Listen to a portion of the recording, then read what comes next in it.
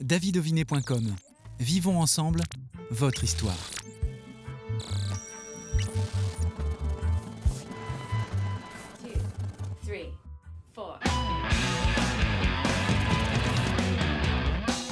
Cher public de TV Vendée, bienvenue à toutes et tous. Aujourd'hui, nous vous emmenons du côté de Montmartre avec ce cabaret musical, La Boucle de Montmartre.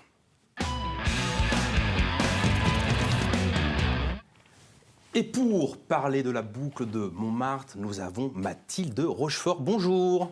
Bonjour David. Accompagnée de Benjamin Grand. Salut Benjamin. Salut.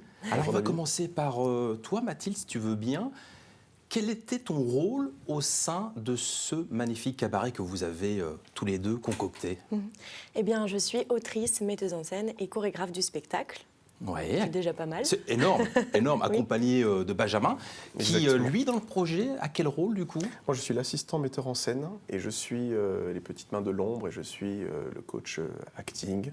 Et je Ouais. l'aide du coup à superviser l'ensemble du projet, même Ok. jusqu'à l'aider et lui donner un retour sur l'écriture, la mise en scène. Toutes ces choses où finalement un projet peut être dur à porter parfois, Bien sûr. parfois tout seul. Mathilde, donc tu as écrit cette pièce. Alors, c'est pas une pièce en fait, c'est un vrai cabaret musical. Comment tu décrirais d'ailleurs ton œuvre?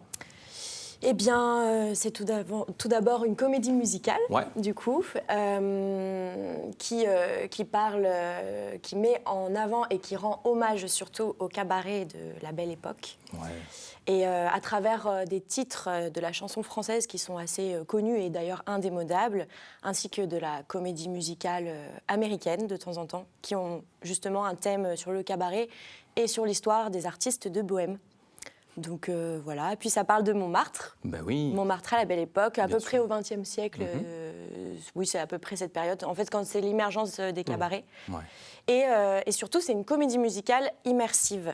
Qu'est-ce que ça veut dire? Alors, immersive, c'est-à-dire que le spectateur, en fait, même avant le commencement du spectacle, est accueilli avec les comédiens du spectacle. Et donc, ils sont immergés dans l'histoire, dans cette époque du XXe siècle, avec une ambiance musicale de cette même époque. Comment c'est arrivé ça dans ta vie, à un moment donné, d'écrire cette comédie musicale, ce cabaret, La Boucle de Montmartre? À quel moment? Alors, la boucle de Montmartre, l'idée est venue il y a à peu près 1 an et demi, je dirais. Mais c'était déjà dans ma tête, on va dire, j'avais envie d'écrire un cabaret depuis quelques années, depuis mes 20 ans, donc une dizaine d'années, quoi. Mais je voulais écrire un cabaret, mais pas comme les autres. D'ailleurs, je voulais l'appeler Le Cabaret, pas comme les autres. Et au final, ça a dérivé au niveau du titre. Et en fait, j'ai fait un peu de formation de comédie musicale. Donc, du coup, j'en suis venue à mettre dans le cabaret une comédie musicale, donc un fil rouge, une histoire par rapport à ces cabarets. Et comment c'est venu? C'est-à-dire que j'ai toujours écrit depuis toute petite aussi. J'ai toujours mis en scène, chorégraphié des amis. C'est quelque chose qui me parlait énormément. Et donc, je me suis dit, allez, cette année, on se lance vraiment dans le vif du sujet. Et je suis arrivée aussi au Puy du Fou. Donc là, j'ai rencontré des artistes, pardon. Bien sûr. Et c'est là où une équipe de comédiens a suivi aussi dans mon projet et m'a soutenue. Donc voilà. Et donc, toutes ces belles choses se sont regroupées. Et c'est comme ça qu'est venue La Boucle de Montmartre. Benjamin, tu as rencontré Mathilde au Puy du Fou?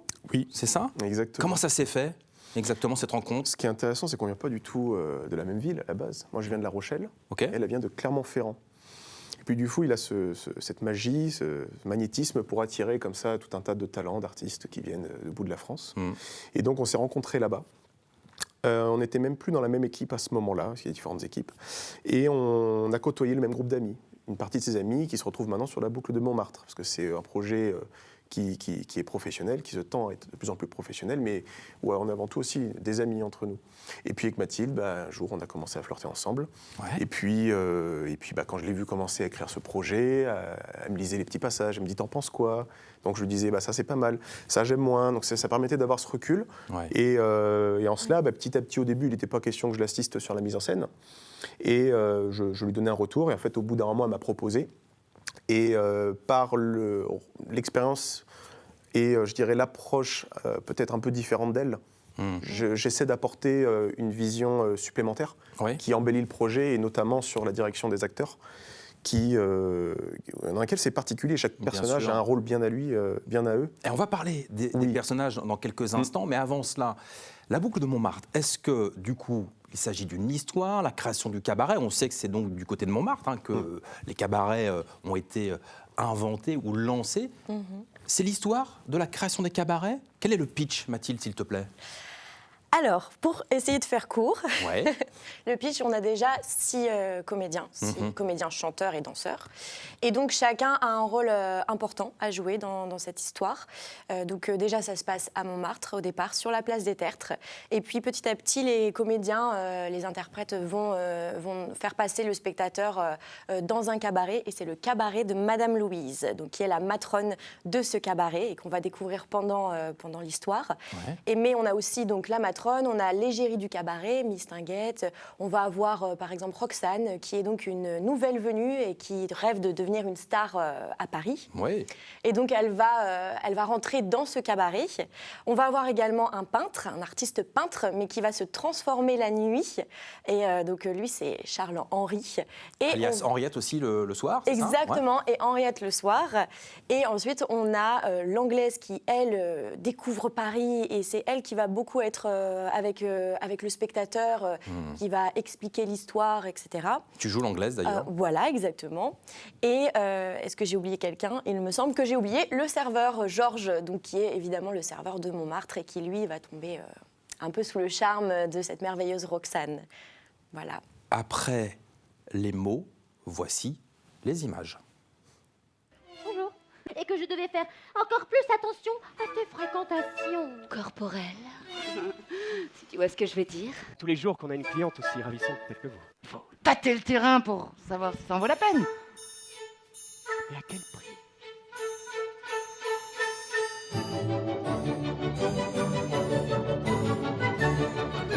On fait la tête, tu te le fais tout petit. Pour t'éviter de conduire, d'accord? Ah, allez, c'est parti.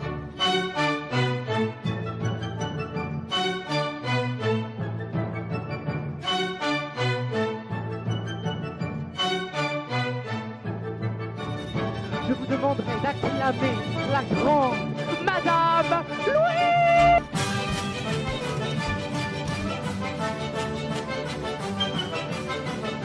La suspicion, la rancune.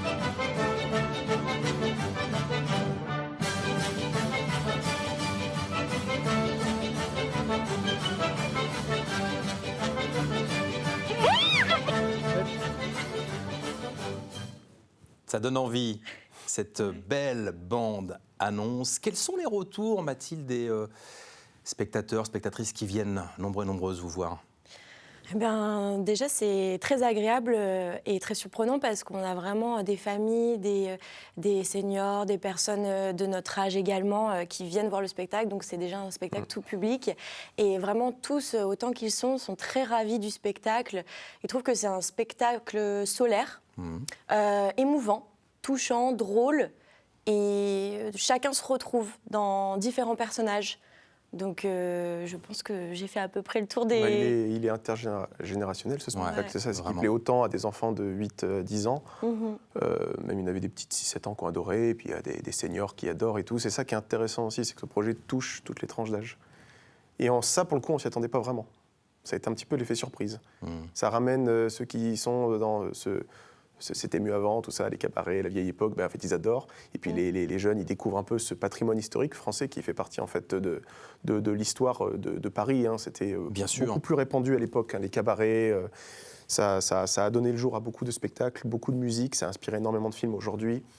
Et on trouve aujourd'hui que ça mérite d'être remis sur le devant de la scène. Ouais. Donc c'est en ça que je soutiens complètement le projet de Mathilde et que j'ai accepté de l'accompagner. Et c'est très chouette. C'est un excellent projet. Et d'ailleurs, Benjamin, comment ça se passe une journée type avant une représentation? Avant une représentation, on se réunit toujours quelques jours avant pour mettre en place la mise en scène, le décor. On fait souvent tout ça nous-mêmes, même les comédiens, nous-mêmes. On n'est pas là comme ça, les bras croisés. Tout le monde met du cœur à l'ouvrage, de l'huile de coude. On se réunit, on boit un café, on parlote. Mathilde donne le planning de la journée, Ouais. elle organise voilà, pour voir comment on va faire. Et puis on revoit des scènes, on perfectionne. Au début, on a fait des résidences, donc tout le monde répète les scènes, ces choses-là. Là, on arrive à un stade où les comédiens, les comédiennes connaissent leur rôle. Oui, c'est Donc rodé. là, Ouais, c'est très rodé maintenant, Ouais. donc maintenant on perfectionne pour rendre un spectacle. Chaque représentation sera meilleure que la précédente. Et on essaie toujours d'améliorer ça. Donc on regarde les points, on filme les représentations d'avant, on voit les points d'amélioration. Puis on améliore le décor, on voit comment on peut améliorer les costumes, comment améliorer la coiffure. On essaie d'avoir ce sens du détail pour que chaque fois que les spectateurs viennent, ils se disent waouh, même en l'ayant déjà vu, aussi. c'est ça. On se dit il y a des nouveautés. Ça garde en haleine et quelque chose de pertinent. Ouais. Mathilde, vous faites tout de A à Z. Vous sous-traitez quelques parties ou vous Oui, faites tout heureusement, Ouais, parce quand que même, c'est ouais. quand même du Bien boulot sûr, et bien au sûr. départ, c'est vrai que on se rend jamais compte du travail qu'il y a. Enfin, moi, j'y suis allée, quoi. J'ai pas trop réfléchi. Avec une belle idée de base, Ouais. et après, t'as Ouais, foncé. c'est ça. Et en fait, je me suis rendu compte qu'il y avait aussi la partie business d'un spectacle. Bien sûr. Donc il y a le côté plan marketing à mettre en place, donc tout ce qui est communication, réseaux sociaux, les relations les relations avec les personnes, les programmateurs, etc. Il y a le côté aussi, du coup, le graphisme. Donc Ouais. là, en fait, c'est là où du coup on a fait appel à des personnes aussi extérieures au spectacle, mais on a construit une équipe artistique. Donc on a par exemple une graphiste. On travaille aussi avec la compagnie Milol, qui est donc c'est grâce à eux au final qu'on a pu se lancer à travers le spectacle. Donc c'est une compagnie professionnelle de spectacle et donc eux travaillent beaucoup sur l'administratif. On va avoir aussi le point de vue technique, par exemple avec Lucas Evans qui va nous aider sur la sonorisation, les micros, etc. quand on en a besoin. Ouais. Et puis après on a toute une équipe artistique, par exemple la costumière qu'on garde avec nous, Debbie Ward. Voilà. Et puis après c'est des amis qui se sont aussi greffés au spectacle parce qu'ils se sont sentis investis dans tout ça. Et donc ça fait plaisir aussi de voir que les gens se greffent aussi à la partie technique. Et c'est très réussi, vraiment. On arrive au bout de l'émission, mais avant cela, rapidement, en 3 mots, les programmateurs nous regardent, en 3 mots, donne-leur l'envie de prendre prochainement votre spectacle. On commence par toi. Ok. Moi, je pense que c'est surprenant. C'est un spectacle qui est surprenant, Surprenant, qui est original, original. Et le troisième, qui si est t'en as un. inspirant. Inspirant, c'est pas mal. Voilà. Mathilde, pour finir Je dirais... C'est pas mal déjà ce qu'il a dit. Hein Ouais, c'est pas mal. Du coup, Je l'ai copié. le thème qui sort du spectacle, donc je vais partir là-dessus, ça va être authenticité, Authenticité. cabaret Ouais. et bien sûr. l'immersion. Immersion. Oui, c'est c'est vrai. très très beau. Immersion. Merci vraiment d'être venu parler de ce spectacle. On retrouve Merci à les vous. prochaines dates sur votre site internet qui va s'afficher. Vous pouvez le citer comme ça. Oui, le 26-27 juillet au château de la Fleusselière. Ouais. Et puis alors du coup, le site internet, c'est Ah pardon, la boucle de Montmartre. la boucle de Montmartre. Mais c'est bien, Tout à tu fait. fais même parler de cette date du 26 et 27 juillet. Et C'est puis bientôt. les autres à venir sur ce site. Merci de nous avoir suivis. Merci d'être Merci venus. beaucoup. Et on se retrouve la semaine prochaine pour le dernier épisode de la saison.